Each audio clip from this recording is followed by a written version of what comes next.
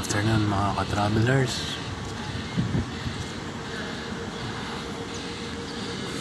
Ngayon, galugarin natin ang Baleta Malta. Ayan, statue of Jesus Christ.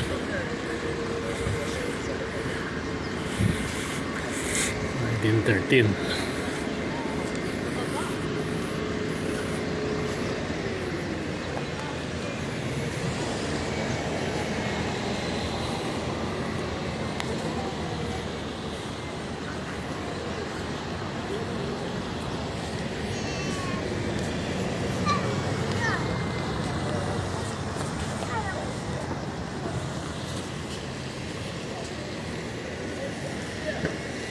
Ngayon, good afternoon mga ka-travelers. Tanghaling tapat. Ngayon ay January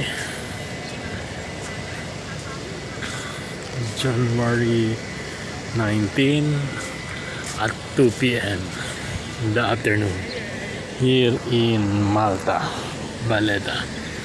So ayan na ang famous Triton Tower.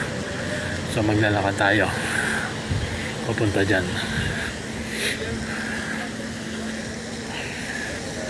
Pagpasok ng Malta,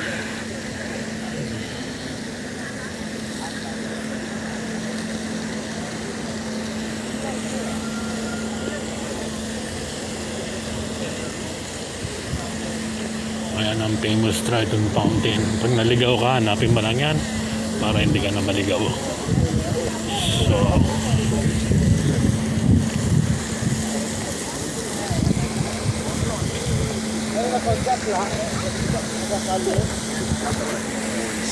So papasok tayo ngayon sa city ng Valletta. Doon tayo sa Republic Street.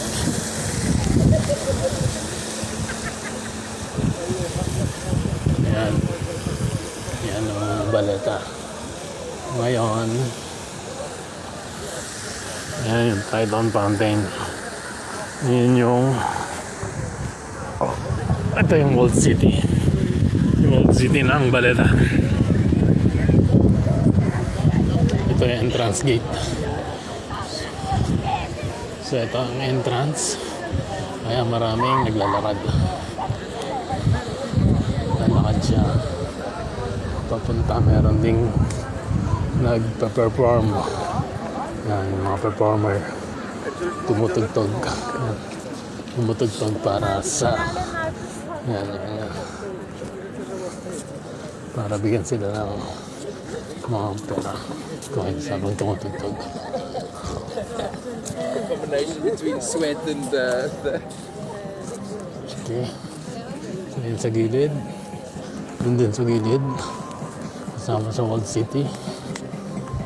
Medyo mainit. Mainit yung araw pero malamig pa naman. Ayan. Nagtutugtog ng piano.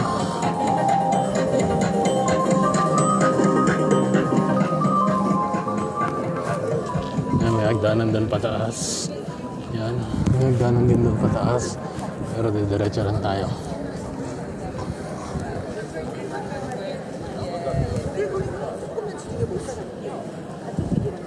May mga turista. Ayan mga turista. Ito yung Malta Parliament. Ayan. So lakad pa tayo dito sa Republic Street. Hanggang dun sa may bilihan ng gelato. Gelato ice cream.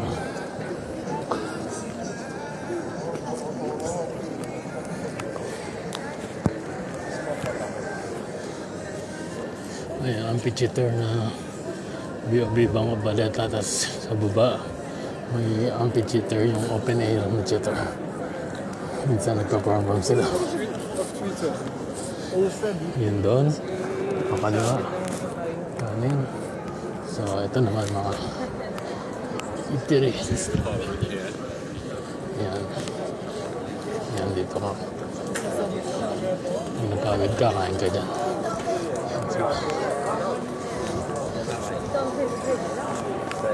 Yan mga souvenir item. Ito ang The Republic Street. Ito yung equivalent ng Las Ramblas sa Barcelona.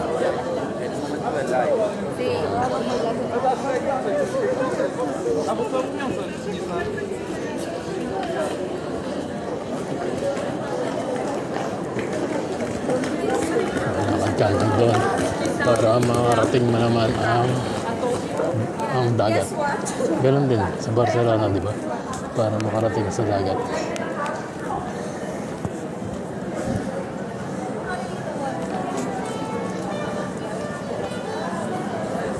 Pero tayo darating doon.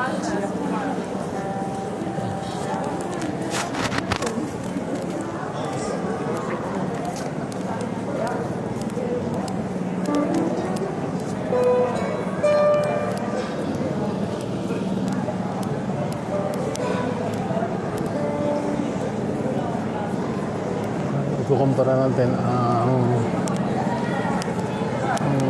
Republic Street at ang Las Ramblas sa Barcelona. Mas malaki ang Las Ramblas. Dito maliit lang. Tumutugtog pa ulit. Parang hingin ng coins. Parang namamal. Yung ano, perform tapos yung McDonald's din.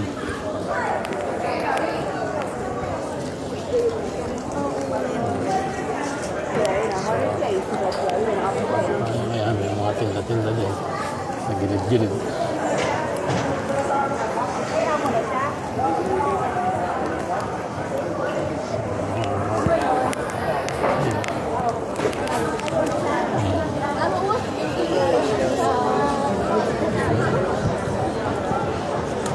Tira, yan, tira ang Maltese bread, tuna, $3.95. So, may nagpo-perform. Hindi tayo makakalakad sa gitna. Tignan natin ang camera. Parang festival.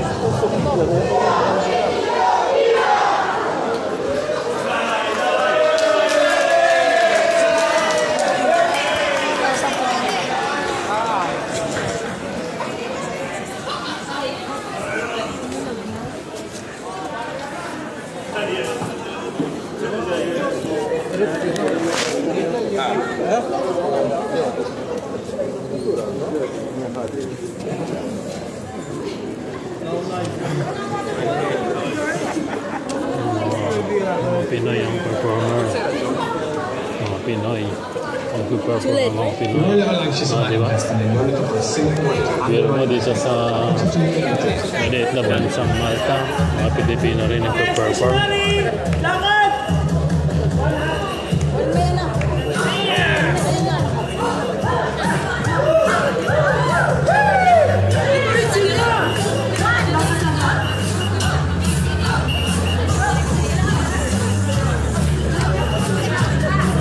Pinauso dito yung Santo Niño.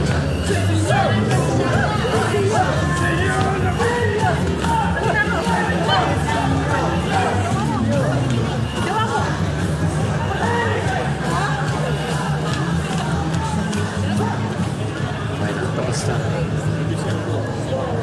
So, meron din Viva Pit Señor dito sa Malta. Pinoy ang nagpapauso. So, ayan, mga souvenirs. Ayan, gusto bumili ng mga unlimited souvenir. Sige, lakad na tayo. Ayan, Cafe Capitolino. Cafeteria. Ayan, may mga Pong Elizabeth.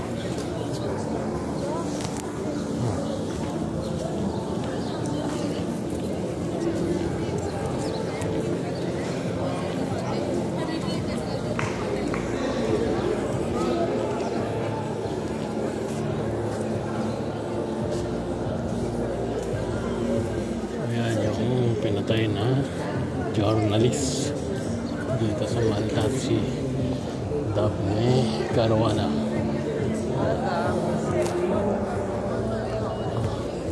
So, lakad ba tayo? Diretsuhin ulit natin yung Republic Street. Okay. Ito yung yan yung St. Paul Shipwreck Church. Doon daw, direction yan. Papunta doon. Papunta doon. Pero diretso tayo. Diretso tayo mga ka-travelers para makita natin sa sentro ng Republic Street. Mga kainan. Kainan. Kaya lang mahal dyan. Pagka parating sa Las Ramblas, may mga souvenir item, yan, mga t-shirt ng Malta, sombrero, yan. Ayun yung biblioteka, yan, biblioteka, tapos sa baba kainan, yan, library. Yan, tindahan ng mga ice cream. Okay, Cordina.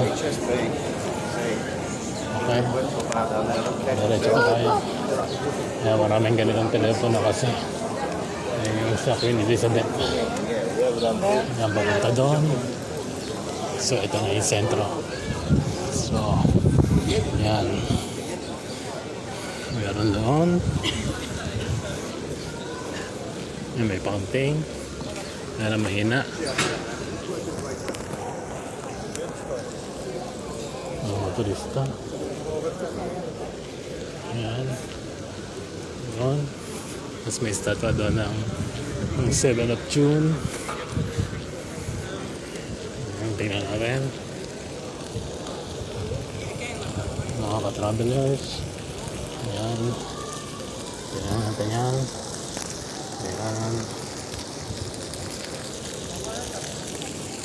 Tapos ayun yung maraming turista doon nakapila para manood ng hindi ko alam kung anong papanoorin. Ayan yung 7 of June 1919. Yan ang ano nila. Tapos meron HSBC doon.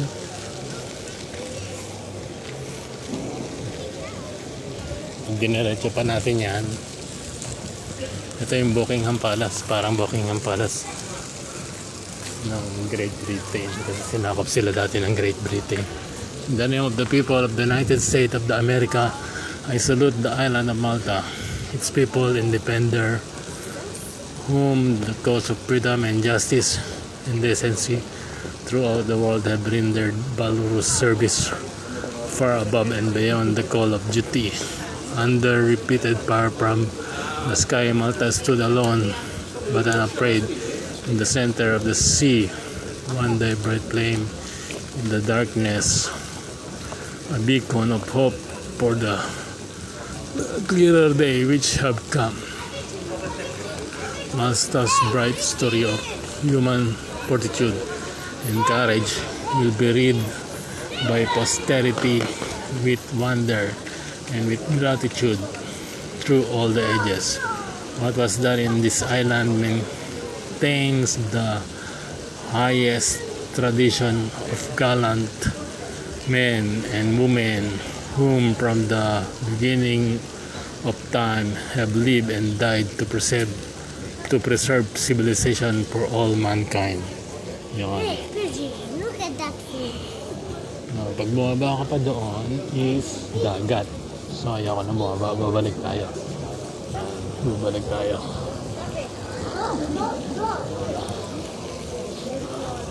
Yay!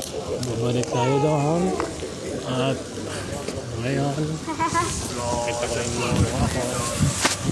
Thank you for watching. See you next video. Please support my channel, Travel Time, Europa, Latin America, Asia, and Africa. Thank you and God bless.